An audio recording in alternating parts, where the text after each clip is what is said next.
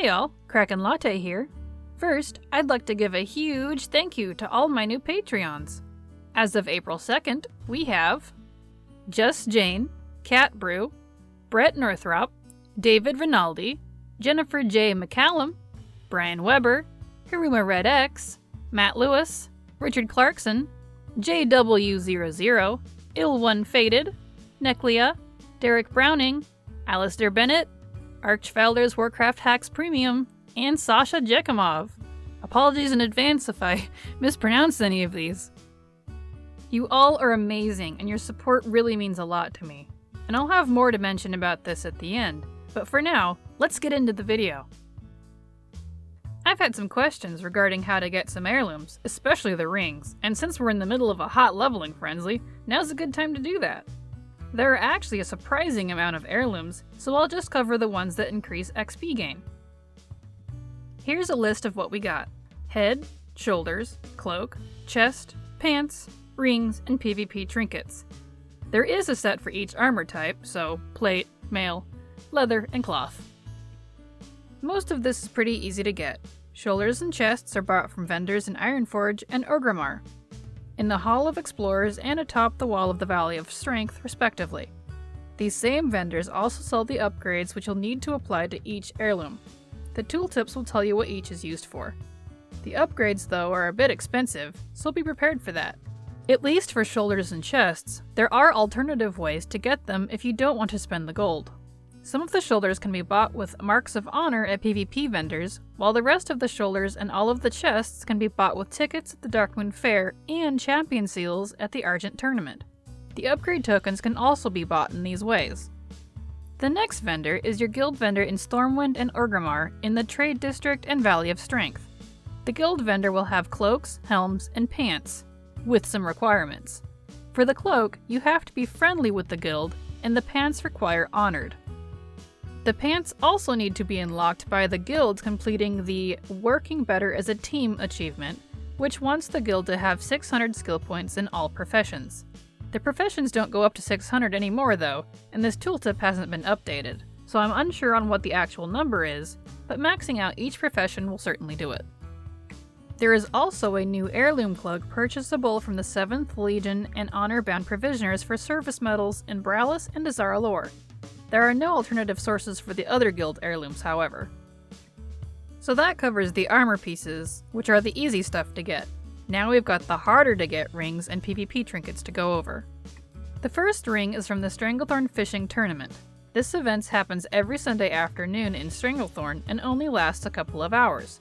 Check your time zone so you know when it starts, but for North American West Coast servers, it's 2 p.m. You have to place into the top 50 to receive a reward, and one of the options is the Dread Pirate Ring. That's what you want. If you don't make top 50 or want the other items, you can do this again every Sunday. I've won this multiple times, and some tips I can give to winning this would be to 1. Set your hearth in Booty Bay, 2. Have the fish tracker skill I talk about in my Lazy Gold Tips video, and 3. Something for water walking. The pools will spawn all over the rivers and shores of Stranglethorn, so do this on a character with max flight speed. Good luck! The other ring comes from your garrison shipyard in Draenor. There are technically 3, one for strength, one for agility, and one for intellect, but they're all unique equipped, meaning you can only wear one at a time. To get these, you need a level 3 shipyard and to equip the Ghostly Spyglass on at least one ship. To get the Ghostly Spyglass, you need to kill the rare Captain Ironbeard in Southern Tanaan for a quest, and then complete that quest to unlock it. Once you've got it on a ship, the rings will then start showing up as treasure missions on your shipyard table. It may take some time, so just do the missions each day until you get it. To speed it up, you could do this on multiple alts. So that's the rings, but there are also 2 PvP trinkets that take some legwork. These specifically only give increased XP from Battlegrounds, so if you plan on doing those, here's how you get them. The first trinket is the Defending Champion.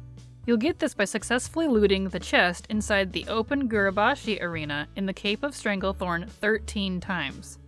This area will flag you for PvP, so be ready to defend yourself. This chest spawns every 3 hours at the realm times of 12 p.m., 3 p.m., 6 p.m., and so on.